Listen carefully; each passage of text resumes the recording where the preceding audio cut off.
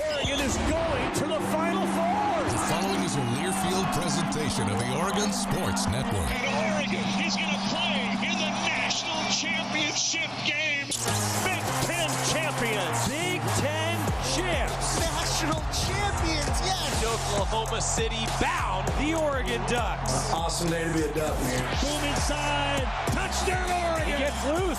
Fires. Hit. Pops the three. Oh, yeah. It's all Oregon. This is Duck Insider. Duck Insider. It's about how to be a group of people that know how to love each other to the absolute fullest. Pleasure, joy to be with them each and every day. And I can't wait for the future. It's just fun to be a part of a community that cares, that is passionate, and when we come together, powerful things can happen.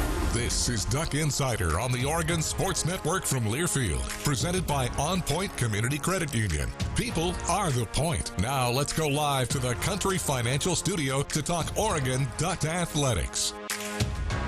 We are having some fun here on a Monday inside the Country Financial Studios. Duck Insider brought to you by OnPoint Community Credit Union. Ryan Milano with you, breaking down the entirety of the weekend in Oregon athletics. And this is the first little taste of crossover season. Just got a little bit of it because still some sports yet to be in action coming up in the spring season. Oregon baseball. It's game week for Oregon baseball coming up at the end of the week. The Ducks will host their first game at PK Park against George Mason, but it was the opening of the season for Oregon acrobatics and tumbling, Oregon lacrosse, and Oregon softball in huge ways. A lot of dramatics across all of those sports. We'll break them down throughout the entirety of the show. Also, Oregon basketball, both the men and the women, going up against incredibly high caliber teams inside the Big Ten Conference, and both doing battle against those teams. For the women, they were going up against a top 10 Ohio State Buckeyes team. For the men, they were going up against a Purdue team that was ranked number 12 in the country on the road. And it was a game for Oregon men's basketball that felt like the men's basketball team that we, at least the bones of what we expected to see early in the season, having a high-quality opponent on the ropes in their gym. Nate Biddle was back. It felt like this is Oregon men's basketball again. Breaking that game down as well coming up, and also hoping for some of the same for Oregon men's basketball tonight, because it is Oregon men's basketball game day. 5:30 p.m. against Indiana, televised on Fox Sports 1. The Ducks closing out their road trip against the Hoosiers, and it's going to be yet another game for Oregon that is an opportunity to get back in the right direction. It felt like this game against Purdue was a trip back towards a little bit of stability for Oregon men's basketball. Nate Biddle was back for the Ducks, and it felt like it made a huge impact against Purdue. Oregon didn't even really shoot the ball that well in the game against the Boilermakers, and yet the Ducks were up by 3 inside of 3 minutes left against Purdue in their gym. That's a tough place to win. This is an Oregon team that it felt like we were waiting for. The Ducks shoot the ball a little bit better, and we're probably talking about Oregon's biggest win of the season against Purdue. The Ducks just shot 44% from the field. The Ducks only shot 20% from 3, 5 of 25. A few more shots go in, maybe even one more shot goes in. Oregon ends up winning this game. The Ducks played well in so many different facets of this game. All of the other stats were pretty even. Oregon scored more points in the paint than the Boilermakers. Oregon got more steals than the Boilermakers. The Ducks in transition did better than Purdue. But ultimately it came down to the final 4 minutes of the game, and Oregon had their lead. Ultimately, Purdue's defense stood up in the last few minutes. The Ducks went the final 4.5 minutes without a field goal, and that was the difference in the game. But Nate Biddle, great to see him back, and he had a big performance. 23 points. He was 6 of 14 from the field. He made 10 of 14 free throws, and it felt like he makes one more shot. He was just 1 of 8 from 3. One more of those three-pointers go in, which we know Nate Biddle is absolutely capable of. This is a completely different ballgame and probably an Oregon victory. Sure, No moral victories inside of a loss. Absolutely. I don't want to take any moral victories from a 68-64 finish for Oregon men's basketball in a loss to Purdue. But against a team that right now is currently projected to be a 2 seed in the NCAA tournament, with an Oregon team that has been so incredibly banged up, the first game with Nate Biddle back, this feels like Oregon basketball. Trying to continue that trend tonight against Indiana and hopefully putting it in the win column. But the reactions from a tightly contested loss against a very talented Purdue team, holding them under 70 points with the quality of offense that Purdue has, not an easy feat. Oregon men's basketball head coach Dana Altman, he sat down with Joey Mack post-game, breaking down what was a better performance for Oregon men's basketball, albeit still in the loss column. Here's Coach with Joey Mack. Well, Coach, a tough basketball game, a good basketball game that just didn't go your way. What are your takeaways here today? No, there's no feeling good when you come close and don't win, but the guys battled their tail off. We needed a couple shots to go down. We, got 2 dependent on the 3 there. Our percentage from 2 was really good. We got it in there. They fouled us a bunch, but, we just didn't get it in there enough. But no, the guys fought their tails off. You see what a difference Nate makes. I mean, they had a hard time with him. He really solidified our defense. He did a tremendous job. So, again, I can't fault the effort. The result's not what we wanted. If we could have just got one of those threes down when we were up, and Sean had a little 2-footer there when we were up 3 we needed, but we needed to put some pressure on them there, with a bucket. And like I said, Wade missed a couple threes, and then TK missed one from the top there, and we just needed one of those to go.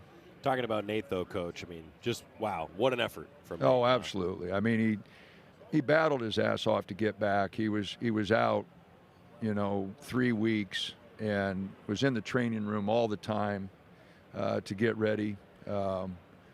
Just unbelievable effort. And like I said, his 34 minutes, like I said, he battled his tail off.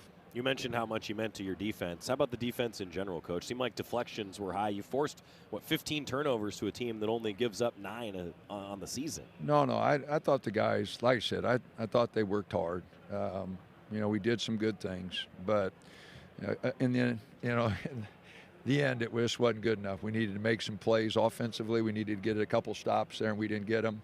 So, so many games are 1 or 2 possessions. This was a 1-possession game, and we just didn't make the plays. Well, a chance to build on this now heading into Indiana, huh? Oh, absolutely. It's all about getting better. We know where we're at. We know the losing streak is there, but just talk to the guys. We got to focus on getting better, and, someday it'll happen for us. All right, Coach. Thanks for the time. All righty. Thanks. It's tough when you're not playing your best basketball to build up to getting back into the win column. And this felt like a big progression and forward step of a game for Oregon. You heard Coach say, it's hard to get up and be happy about a loss. But against a team of that caliber, on the road, you hold Braden Smith, one of the best players in the country, to just 2 points in the second half.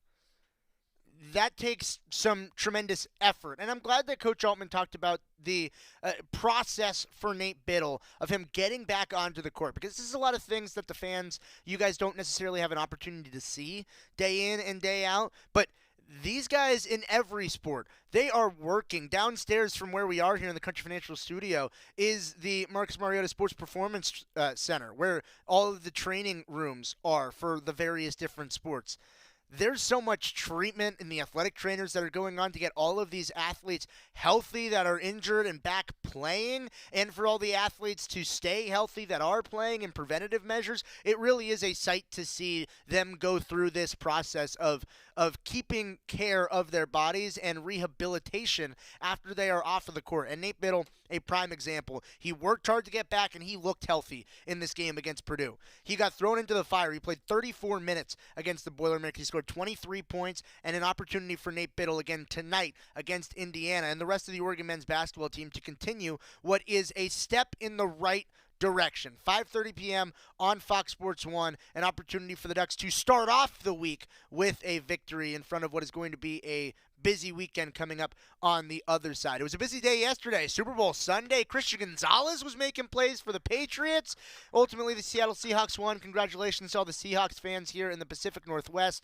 I, as a 49ers fan, am not as happy about it, but very happy for all of the Seahawks fans around here getting to experience Super Bowl Sunday and what was ultimately a Sunday doubleheader, because Ducks women's basketball was in action against the top 10 team in Matthew Knight Arena, and we're breaking down the game from yesterday against Ohio State when we return on Duck Inside on the Oregon Sports Network from Learfield. As a local community credit union founded by teachers, OnPoint is committed to supporting the students and faculty at the University of Oregon. And on game day, we're right there with you, on the field, in the bleachers, and in the classrooms. Drop by one of your local branches today and discover the many ways OnPoint can help support your financial well-being. OnPoint Community Credit Union. People are the point. Federally insured by NCUA. Equal housing opportunity. We know you turn to the Duck Store for all your game day needs, and for students at the University of Oregon, it's even more. Class supplies, jobs, a seat on our board, a place to take a quick coffee break. Because we're your student-first, non-profit college store, every purchase you make directly supports the very community we serve. From working at our counters to studying in the classroom, from directing our stores to cheering in the stands, the people we serve, the students, are the very people who are the Duck Store.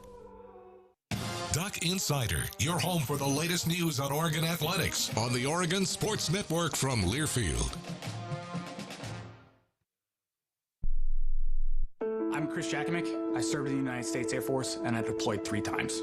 Being a veteran, it's interwoven into your DNA. It is really the absence of the connection and the purpose that can really drive a lot of veterans to some negative thoughts. For those who are in a suicidal crisis, the window of time to save somebody's life is very short. Our duty is to protect ourselves and protect our families. And one way you can do that is store your weapons safely. Store all your guns securely. Help stop suicide. Brought to you by End Family Fire and the Ad Council. This message is for Karina, our mom who finished her high school diploma at age 28. Hi, Mom. It's Emmettith and Nicholas. Congratulations on getting your diploma. You worked so hard and have taught us so much. We love you.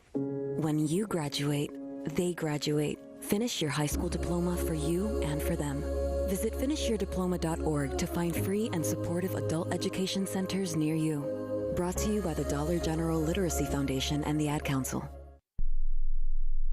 I'm coming home to the place that I remember, back to the land of my first love. Would you spread wide your arms for this wayward son? I left my heart in Oregon. Back inside the Country Financial Studio, it's Duck Insider, brought to you by OnPoint Community Credit Union. Ryan Milano here on a Monday, breaking down the weekend of hoops in what is now the winter-spring crossover season. Whole lot of action going on around Oregon athletics that'll be going on every weekend, really until the end of the year. This is you get football season, and you get the ramp-up, and then you get the crossover with football and basketball, and it's supercharged, and then football and all of the fall sports with volleyball and soccer, they end, and you get a little bit of a chance to take a step back, really appreciate the basketball and all the other winter sports that are going on. And this week is the start of everything speeding up until the end of the year, and we're going full tilt buggy until the end of the athletic season. Oregon women's basketball was in action at Matthew Knight Arena yesterday. It feels like a gauntlet every time Oregon women's basketball steps on the court. It feels like top 30 team in the net after top 30 team in the net after top 5 team after top 10 team after top 15 team, and it was another top 10 team that came into Matthew Knight Arena. It was Ohio State, and ultimately Oregon came out on the losing side in 80-64 final against Ohio State, and it was really a game that was dictated by Ohio State's pressure defensively. They had some intense ball pressure from the jump against Oregon, and they created a lot of different opportunities because of it. Ohio State was able to force turnovers. They were able to get into the paint. They were able to score in transition. They turned Oregon over 23 times. Katie Fiso had 7 turnovers. It's just not typical of Katie Fiso, such a steady ball handler for this Oregon team. The Ducks got turnovers in their own right. Oregon turned over Ohio State 20 times, but the difference was the points in transition, where Ohio State 28 points in transition. Oregon just 10 points in transition. The Ducks weren't getting fast break opportunities off of their turnovers the same way that Ohio State was, and ultimately the Ducks weren't getting to the bucket. 38 points in the paint for Ohio State compared to 18 points in the paint for Oregon throughout the course of this game. It was Ohio State getting to the cup, in particular in transition, that was the difference in this contest. Also, Chance Gray back in Matthew Knight Arena as a member of the Ohio State Buckeyes in this era of collegiate athletics where players come in and out and players are with your team, they transfer away. It's hard to know like how much pride you have for a specific player that was with your team and then transfers to another team. But I do really think in the 2023 year, like Chance Gray and Grace Van Sluten, that was Oregon women's basketball. And yeah, they're at rival schools now almost at Ohio State and Michigan State, but it feels good to see them back in Matthew Knight Arena competing because they had built this program. The program isn't at where it is now without them. Same with all of the alumni across all of the different Oregon athletic programs. So it's cool to see Ducks return here to Eugene, getting to see them play regardless of the colors that they're playing for. Ultimately, a game for Oregon women's basketball in which Ohio State and their defensive pressure made the difference. Kelly Graves, his postgame, talking to the media about what is ultimately a loss for Oregon in conference play, still sitting at the middle of the Big Ten table against a very talented Ohio State team. The reactions from Coach Kelly Graves. Well, disappointed, obviously, in the outcome and kind of how we played. Really, I think it came down to the turnovers just killed us. Fast break points. A lot of those turnovers led to fast break points, hurt us. And, we just weren't as sharp and composed as we needed to be tonight. I didn't coach with poise, and we didn't play with poise. And, and it showed. I thought defensively we did a pretty good job in the first half, but you can't have 18 turnovers against anybody, let alone a good team like these guys. And finally got it together in the second half offensively, but then we couldn't guard anybody. We got to somehow match those two, get those more in sync. But they're a good team, and they're playing well right now, and, we just got to learn from it and move on. I'm going to ask you how many of those turnovers were just mistakes by you, but also credit to them for being really aggressive up in your face. It's who they are. That's what they do. They force. I think they force about what we gave them tonight in turnovers. So this is who they are, what they are, and how they play, and they're just relentless. And we gave into it in the first half. Much better in the second half. What did we have? 5 turnovers second half. Much better. But they're outstanding. It's what they do. Did pretty well against Jelani Cambridge through the first 3 quarters, and then she had some free throws at the end there. But what went into just defending her, and maybe how that led to other players? It looked like her sister had a career high in threes. Yeah, and she had a couple of those from really deep, which is out of her character. She'll take them when she's open, and she was feeling it tonight. And I thought we did a good job on Jelani, certainly in the first half. Sophia's an elite defender, and she had the primary duties on her. But then we tried to do some different things to kind of at least turn them over a little bit more, even though we did a decent job of turning them over. And then other people had her, and let's face it, I think she just decided in the second half, I'm going to be more aggressive, and she was. And when they can make threes and she can do what she does, they're a hard team to beat. That's why they're a top 10 team. They've won 10 of 11, and they're playing really well. We prepared well this week. We had a good week of practice. I think our kids really believed. We've been obviously playing well, having won 4 in a row. But we didn't have it tonight. And, Hees and Katie, certainly not putting it on them, but, there are 2 leading scorers are up there, and I think they combined for, 10 or 12 points. Well, You just, on nights like this, we've got to have everybody playing well. So, I'm not discouraged. I'm certainly disappointed, but we got a lot of season left, and just got to figure out a way to, get back up on that horse. We got a whole week to kind of lick our wounds and heal up. As Katie, continues to develop long term, what do you want her to take from a game like this? Oh, I think sometimes, and bless her heart, I mean, she's an incredible competitor. I think sometimes she just tries to do a little bit too much, puts it all on herself, and that gets her into trouble, because I thought we had some other kids playing pretty well tonight. And, and honestly, in the first half, you guys, when we got a shot, we got pretty good shots. You just 18 times we didn't get a shot. That just kills you. But I thought we executed well. It's hard to run stuff against them. They switch every screen. They put so much pressure on you that you're not in the positions that you want to be in the half court. So it's difficult to run sets. And so we simplified what we did. But I still think we got good shots when we were able to get shots. I did want to go back to what you're saying. Is this kind of an interesting week on the calendar? You don't play in the midweek. What does that maybe allow this week to be for you guys going into a big rivalry in Seattle? Well, first and foremost, it allows them some time to catch up academically, which is really important. They're still student athletes. Injuries at this time of year, everybody's got nagging injuries. Certainly mentally, we all have injuries, right? And we all need a little bit of help there, and just some time off and a chance to breathe. So we'll give them tomorrow off. We'll give them Thursday off. Still gives us Friday and Saturday, 2-day prep for our next opponent. So we stay in that rhythm. They can get into shape. Those that haven't been playing much, they can continue to work out, get in the weight room, get some shots up. It just gives you a chance to take a breath. And because I was talking to Coach McGuff before the game, and, he's looking at his schedule after he plays us. They've got the Michigans and they've got USC. It just never ends in this conference. There's just so many really good teams.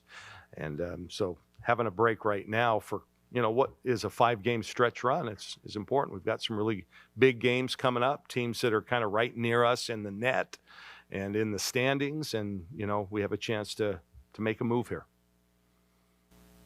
Coach, there was a youth clinic before the game today for National Girls, Women's, and Sports Day. How important is it to you as a head coach of a women's team here at the university? How important is it to you that we have that celebration, and how important is it to you that your student athletes partake in that? It's big time.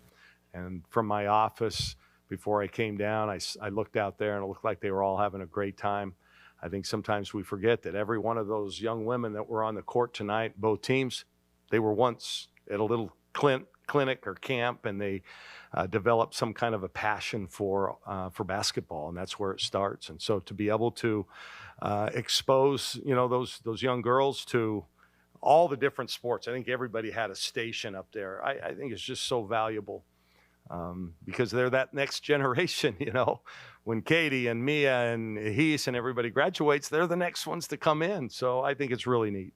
I'm happy that, that some of our players got involved, those that are not in uniform, and that the school puts that on. I thought was terrific.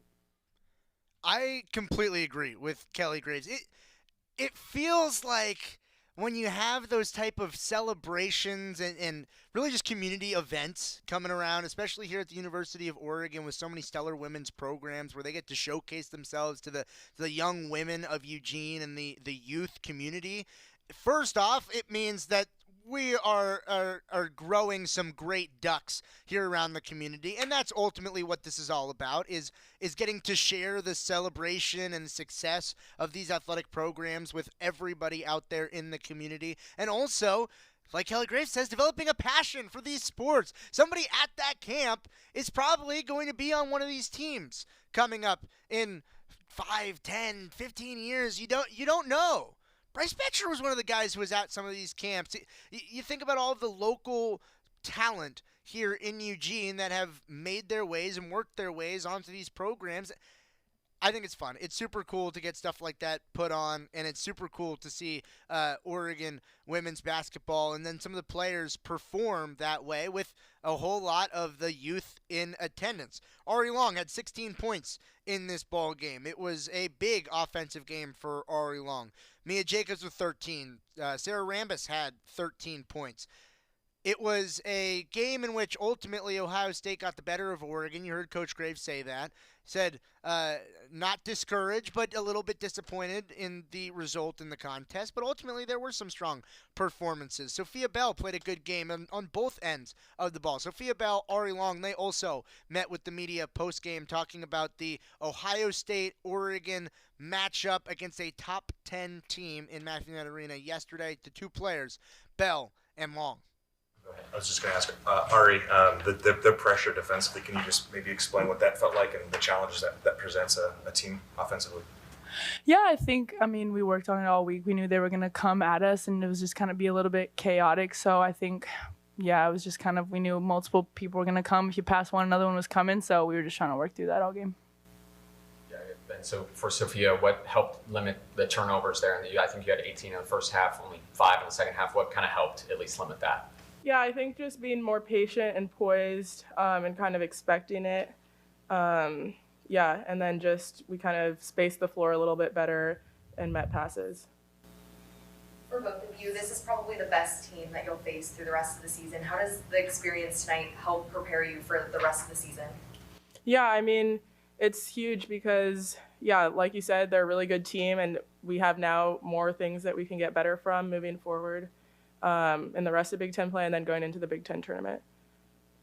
I guess, Sophia, are there things off the top of your head that you know will be priorities for progress? This is kind of a weird deal. We have a full week between now and Washington. What are kind of some of the priorities, I guess, this week?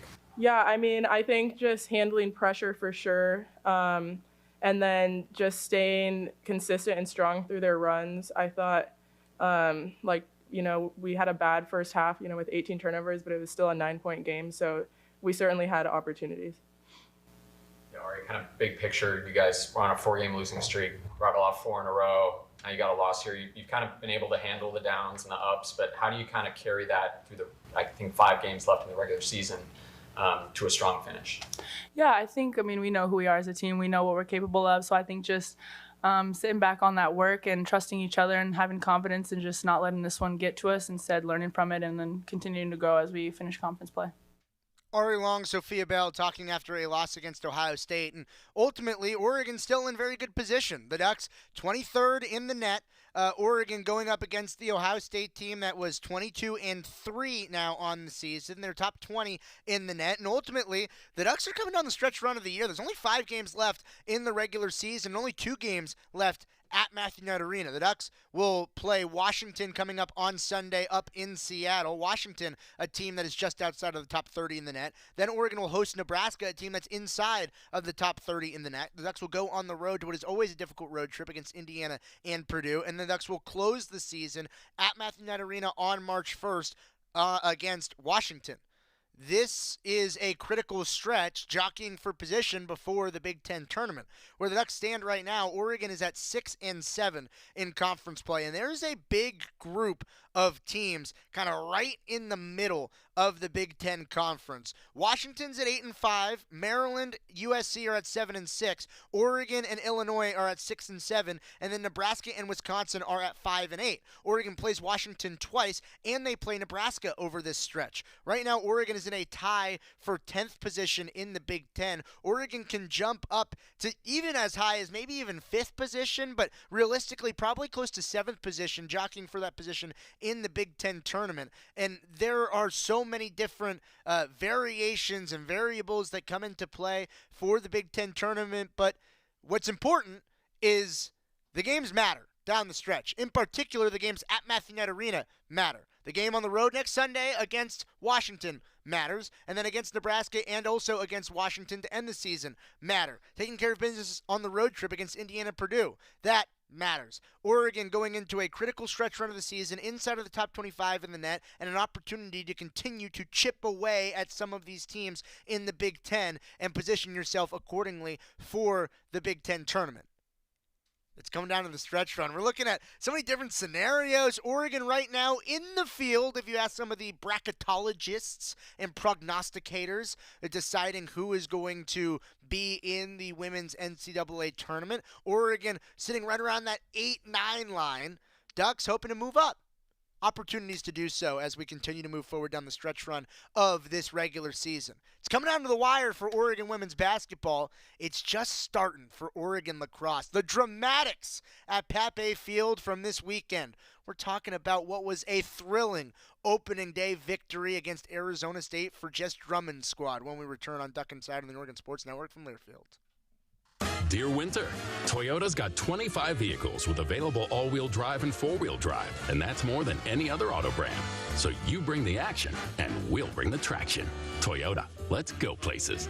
Based on manufacturer's websites as of 10/20/25. As a local community credit union founded by teachers, OnPoint is committed to supporting the students and faculty at the University of Oregon. And on game day, we're right there with you, on the field, in the bleachers, and in the classrooms. Drop by one of your local branches today and discover the many ways OnPoint can help support your financial well-being. OnPoint Community Credit Union. People are the point. Federally insured by NCUA. Equal housing opportunity. Dear Winter, Toyota's got 25 vehicles with available all-wheel drive and four-wheel drive, and that's more than any other auto brand. So you bring the action, and we'll bring the traction. Toyota, let's go places. Based on manufacturer's websites as of 10/20/25. This is Duck Insider. Duck Insider on the Oregon Sports Network from Learfield. You said you'd never buy your kid candy from the checkout aisle. Or forget extra diapers. You'd never lick your thumb to clean their face. Never, ever become a minivan mom. So when you say you'd never leave your child in a hot car, know it can happen. Cars get hot fast, and kids can be at risk in temperatures as low as 60 degrees Fahrenheit. Never happens. Before you leave the car, always stop, look, lock. Brought to you by NHTSA and the Ad Council. We asked parents who adopted teens to share their journey. We just kind of knew from the beginning that we were family. They showcased a sense of love that I never had before. I mean, he's not only my parent, he's like my best friend. At the end of the day, it's all been worth it. I wouldn't change a thing about our lives. Learn about adopting a teen from foster care. Visit adoptuskids.org to learn more. Brought to you by Adopt US Kids, the U.S. Department of Health and Human Services, and the Ad Council. I left my heart in Oregon. Oh, I left my heart in Oregon. Yeah, I left my heart in Oregon. Back inside the Country Financial Studio, it's Duck Insider, brought to you by OnPoint Community Credit Union. Ryan Milano with you on a Monday after the start of a few Oregon athletic seasons, and none was more dramatic than Oregon lacrosse. The Ducks in this game against Arizona State at Pape Field, Oregon was down 5-1 after the first quarter. Then Jess Drummond, she makes a change in goal. She goes to Kate Shields as the goalkeeper. Shields was awesome in this game, and especially when things got into overtime. We're not there yet. Oregon was then down 11-5 in the third quarter. I mean, yeah, just not the start to the season you want. Let's regroup, on to the next. It'll be fun. First game doesn't matter. On to the next. Wait. No. Oregon scores a goal, and then another, and then another. Oregon scored 6 straight goals, ultimately resulting in a 12-11 victory in overtime against Arizona State. The winning goal by Anna Simmons in some dramatic fashion. Oregon had everything down the stretch.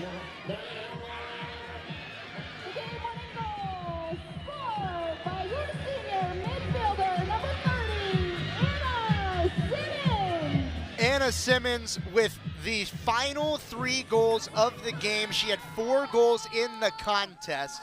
Gabby Santucci also scored 4 goals. Good to see some returners from Oregon making huge impacts in their opening game of the season, because the Ducks, I think resilient might be the word, and I'm not even sure that begins to describe it, because after the Ducks were down 11-5, Oregon then battles their way back. They score the last 6 straight goals.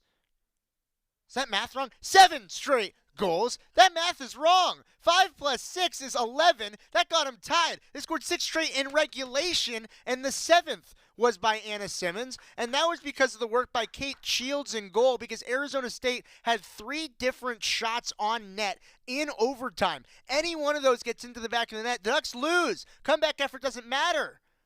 The comeback effort did matter because Kate Shields, 3 saves before Oregon had a shot on goal in overtime. Anna Simmons had the first shot on goal in OT. It found the back of the net. It was a resilient victory for Oregon. Kate Shields had 10 saves in the ball game. Simmons and Santucci both had 4 goals apiece, combined for 8 of Oregon's 12 goals in the contest.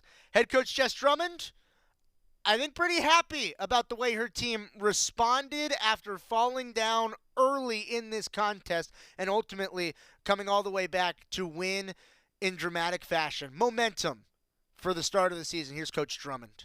First one of the season against a strong team. How'd that feel? So exciting. I mean, we knew ASU was good. They were getting votes for top 25, and so we knew that going into this, and to be able to turn around at second half was incredible.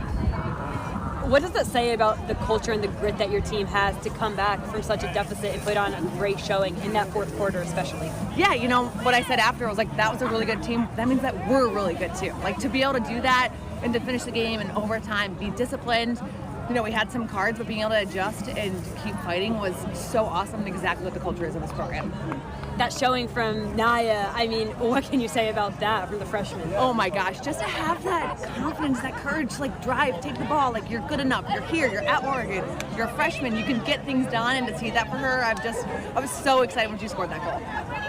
Especially about also someone like Janae, stuck with the program for 4 years now. Like, what did it look like to her to finally score that goal? Yeah. To start the season? So exciting. I knew, and you know, like towards the end of the game, I'm like, Janae, you go hold that ball. You carry that ball up the field. Like, you're fast, you're fit, you're a senior, you've been part of this, so go carry that ball up the field for us. Get over on attacking end to finish this game. You talked about the confidence, even though she's just a sophomore, from Kate Shields. She had another big game last season against San Diego State. Do you see any similarities from how she can handle big moments from last season to this season? Yeah, that's not easy to not be the starting goalie and to go in second quarter to be like, man, pressure, but she's just calm and consistent, and that's what we know out of Kate. She can go in there, she can get the job done, be smooth, consistent, and get, you know, just, again, be Kate Shields for us. I don't think you can do that. How does it feel to see your veteran leader in Anna Simmons really leading the way in this one in pretty much every phase of the game? Yeah, just so Anna.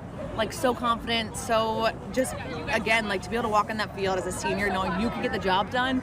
And I think that's, again, like, that's something I said to her. We're going to overtime. And I know she's gassed. I'm like, this is a game to finish. You can finish this game. Go do it. What changed offensively in between the two halves? Just being more, like, sticking to our game plan. I felt we got out there a little bit like, oh boy, oh boy, oh boy. And so I think we're like, hey, pause, reset. We're okay. We know lacrosse is a game of runs. So being down at 3 at halftime, we knew it was going to be like a chip away. And we've come back from worse. So that was great to feel that and know that experience on this team, is that you can come back from 6+ goals and still win the game. A lot of momentum shifts there at the end, especially with like a lot of those long reviews. How did that kind of affect your team? I would say I feel like once Gabby got that like goal consistent, we got the yellow card in our favor. That was super awesome. That momentum changing, knowing that we have official review on this field is super beneficial for us on that sideline. Coach Jess Drummond, her reactions, her and her son's reactions post-game. Good to see Coach Drummond with her family after the game. And this is a good team. I think that's what we learned from opening day against Arizona State. Arizona State is a good squad. They put up a good record last year. They had some good wins, and they're returning a lot of talent. Oregon is continuing to build as a lacrosse program, and to have the resiliency to come back against a team like that, I think it means good things. It's a good omen to start the season for Coach Drummond's squad. Continuing to talk about Oregon lacrosse, some stellar individual performances. 4 goals, a walk-off winner, 10 saves in just, 3 quarters and an overtime period. Yeah, that'll do good work talking about all those players that performed really well on Pat Bay Field to open their season when we return on Duck Inside on the Oregon Sports Network from Learfield.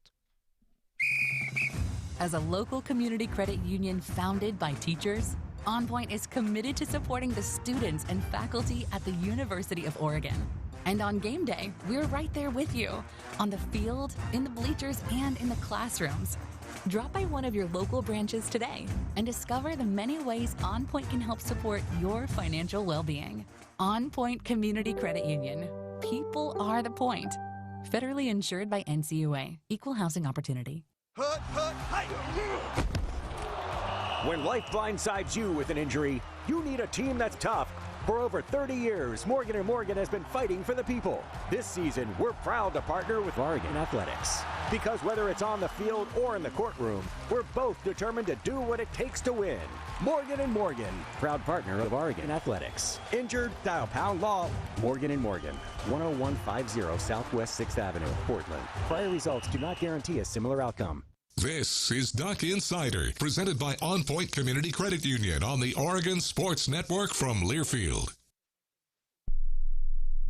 My mom has decided to learn to paint, and she's good. My dad's now into creative cuisine, and I've already put on 6 pounds. Learning new things comes with age. My mom, she started forgetting my name and what we're talking about.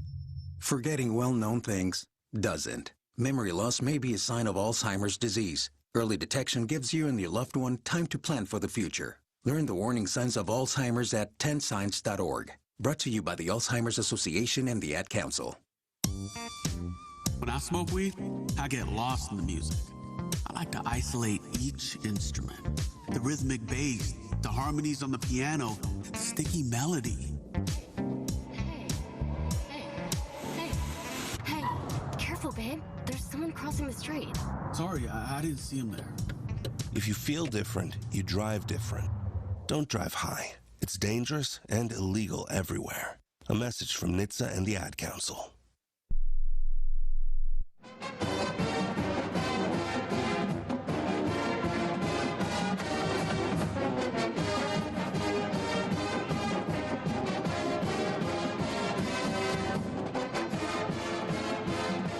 A thrilling victory for Oregon lacrosse in the season opener against Arizona State, coming back from 6 goals down, scored 7 in a row, including a walk-off winner. That's what we're breaking down here in the Country Financial Studio on Duck Insider, brought to you by OnPoint Community Credit Union.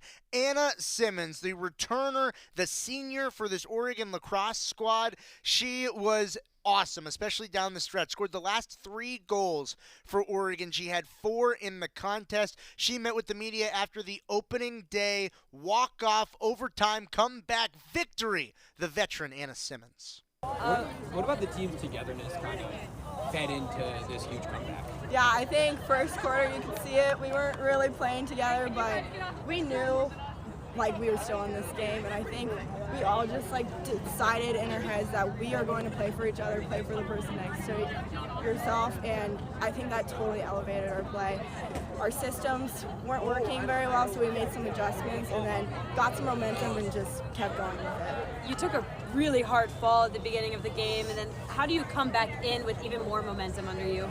Yeah, I think that's just like lights a fire under my butt a little bit. You know, big hits are going to happen, but that means you're playing hard, and, you know, it does fuel my fire, you know, and I just kind of want to go back, show that I'm strong, show that I can continue to play through big hits like that. You talked about the importance of the sophomore class yesterday. How do you think they played a factor in today's win? So awesome, you know, whether they were on the field, on the sideline, like they contribute so much today. Yeah, it was great. Like their energy, the way they, you know, hold themselves, they give us confidence, and they have confidence in themselves to, you know, really perform in big moments. You took another knockdown there right towards the end of the game. The whole crowd was gasping. You get up immediately. Let's go. Like, what about that moment, especially towards the end of the game, kind of fuels you as a leader? Yeah, I mean, big moments, you know, like it's fun to celebrate. That is the point of scoring goals, you know, winning games is to celebrate, especially with your best friends, you know, and I mean, I love to get fired up. It fires me up and it fires my teammates up. and vice versa. When my teammates get fired up, it fires me up. So, you know, that energy is like building on each other really, really helps. What does a win like this just do for the overall confidence of the team?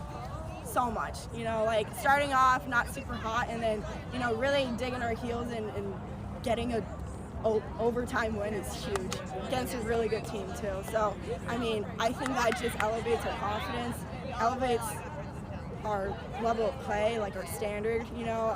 So I think it's just great. It's great momentum into the season, great way to start our season. We have a lot to learn from it, but also we did a lot of great things in that game. So really great way to start.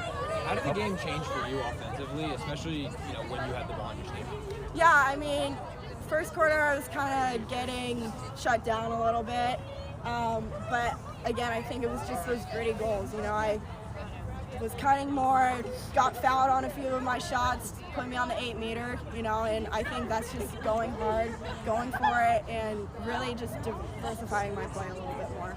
A couple of those longer reviews, I saw you moving up and down the field, kind of talking to all of your teammates. Is that something that you were just calming them down, letting them know what's going on, or are you trying to set up your teammates and kind of tell them what to do? During those, we definitely like talk a lot about strategy.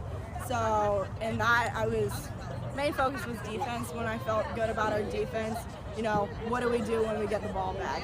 Because we had confidence that we were going to do so. So really setting up something that we wanted to run when we had that opportunity, and yeah, just having that communication through both sides of the field so we can continue that connection level.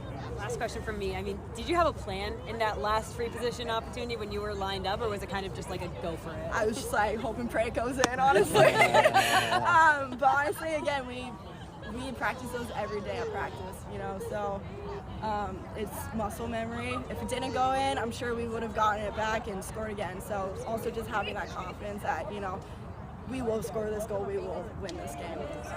How do you feel you guys set up opportunity? Yesterday when we talked, you said you kind of, your offense is based on setting up opportunities for other people. How do you feel like you did that, especially in the fourth quarter? Yeah, I mean, I think, again, started off a little rough, but we really came together and, you know, was dissecting what was working, what wasn't, what should we be doing, you know, in our systems. We didn't change our system at all. It was just our intention and everything, our movements, how we were cutting, and how we were like pinching and popping. So, you know, nothing changed really. It was just the flip of the switch of, all right, we're going to do it right this time.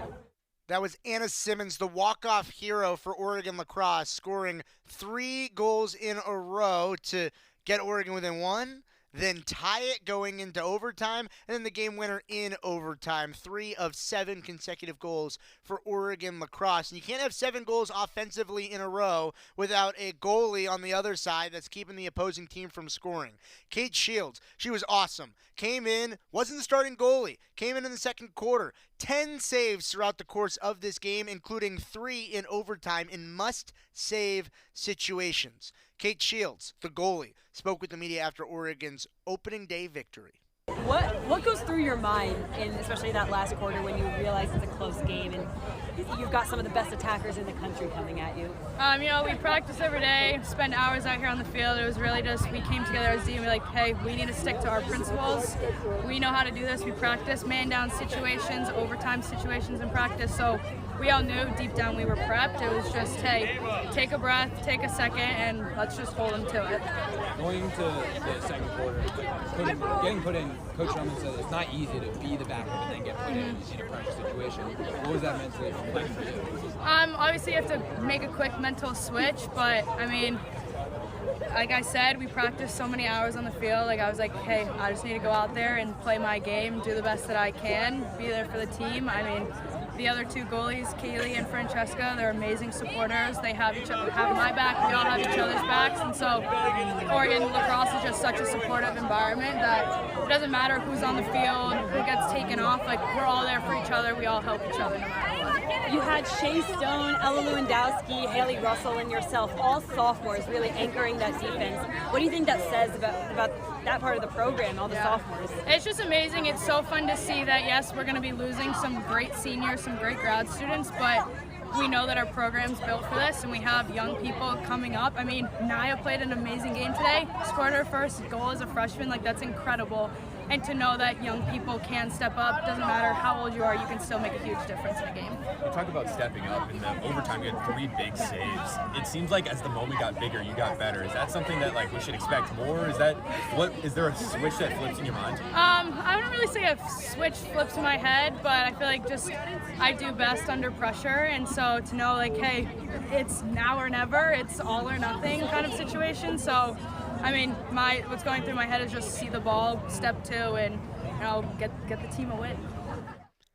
Big performance down the stretch for Kate Shields, and a big performance overall throughout the course of this game from Anna Simmons and Gabby Santucci, who came in and kept Oregon afloat for the most part in this game. She got 2 of those goals in that 7-goal run to keep Oregon in it and bring them back. But without her 4 goals overall throughout the entire performance, Oregon is nowhere near coming back against Arizona State. Gabby Santucci, another veteran on this squad, coming in big, helping out with an opening day victory. Let's hear from another 4-goal scorer to help out Oregon lacrosse get to 1-0.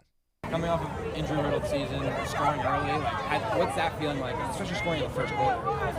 I just think that I've been out for so long, and I've just used the weeks that I had these past few months, and coming back, I was just really motivated, and my team is we push each other every single day, and I think I know how good I am, I know how good everyone else is, and we all just trusted each other just to get that win, so it's really good.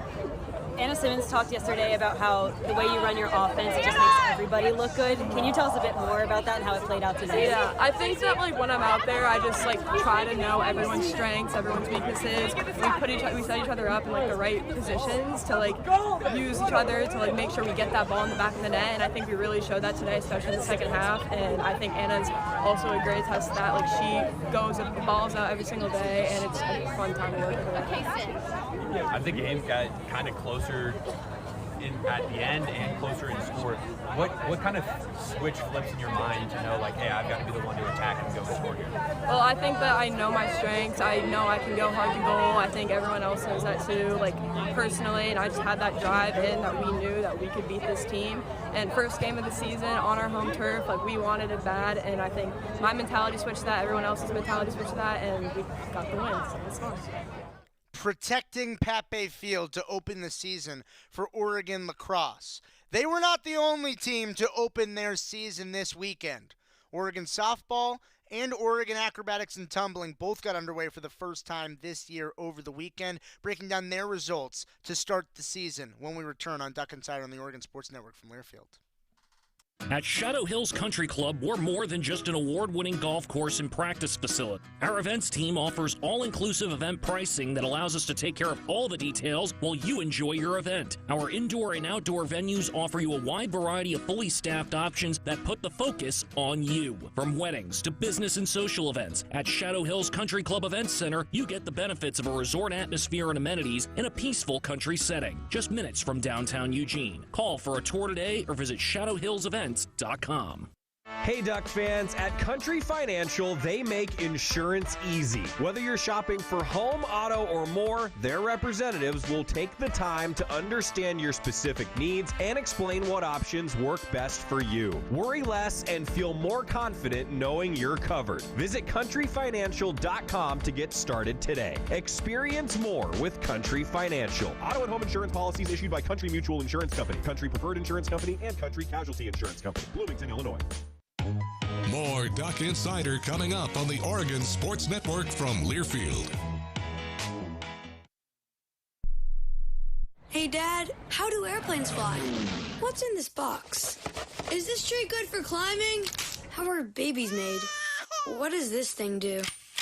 Kids are curious about everything, including guns. Talking to them about gun safety in your home is a good first step, but you can do more. Always keep your guns locked, unloaded, and stored separately from ammunition. Safe gun storage saves lives. Learn how to make your home safer at endfamilyfire.org. That's endfamilyfire.org. Brought to you by End Family Fire, Brady, and the Ad Council. You wanted to be cool, which led you to smoking, which led to a pack a day. Then you met that special someone, which led to starting a life with them, which led to wanting to live longer, which led to quitting. Then you heard you may be at risk for lung cancer, which led you to getting a low-dose CT scan. If you smoked, get scanned. Talk to your doctor and learn more at savedbythescan.org. Brought to you by the American Lung Association and the Ad Council.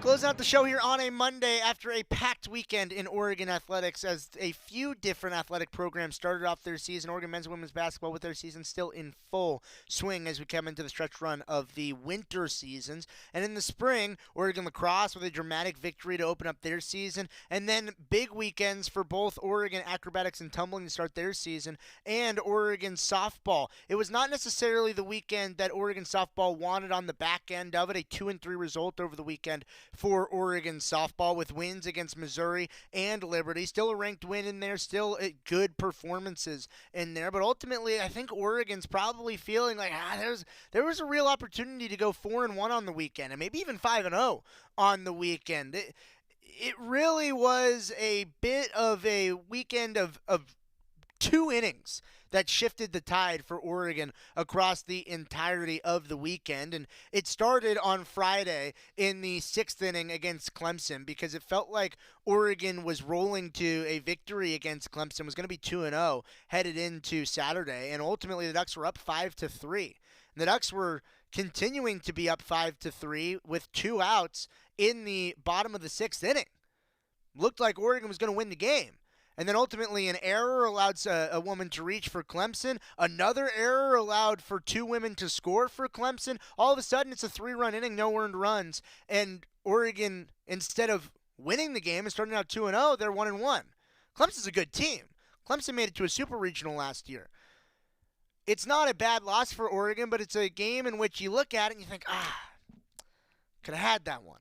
Then yesterday against Southeastern Louisiana, it's another good team, a team that knocked off their seeded host in LSU in the regionals last year. They made it to a regional final last year. Oregon was up 2-0, and then in the 5th inning against SELU, it kind of went away. 4 runs given up, a few wild pitches, a few walks, a few mistakes allow for the Lions to score 4, and ultimately Oregon loses that game 4-2. Lindsey Grine and Carlin Pickens, they did battle. It was a rematch of last year where Oregon won 1-0 against Tennessee, a very good Tennessee squad. And it felt like the same game again. Lindsey Grine had a no-hitter late into this ball game. Ultimately 2 doubles back-to-back for Tennessee made it a 2-0 ball game. And it was another matchup of 2 elite pitchers going at it, and you could see that. Ultimately, it wasn't the result that Oregon softball wanted, but the pieces are still there. Lindsey Grine was still incredible. The transfers played well. All the young talent from last year continued to produce moving forward this weekend. Yeah, you look at it, you see there was potential, especially against Clemson and against Southeastern Louisiana, to get to 4-1 on the weekend. Ultimately, it's a 2-3 weekend for Oregon softball, but it was a tough opening schedule. Coach Lombardi intentionally scheduled it tough in the opening of their season. A long season left to go, and I'm completely confident in the talent of this softball team. They showed it over the weekend despite a 2-3 result. Oregon acrobatics and tumbling won against Missouri State in their season opener. They will have their home opener on Saturday, February 21st against Quinnipiac. And tennis, both the men and the women got wins this weekend. Women beat Portland, men beat Utah State. Men's basketball tonight. See you, everybody. When your car is making a strange noise, no matter what it is, you can't just pretend it's not happening. That's an interesting sound. It's like your mental health. If you're struggling and feeling overwhelmed, it's important to do something about it.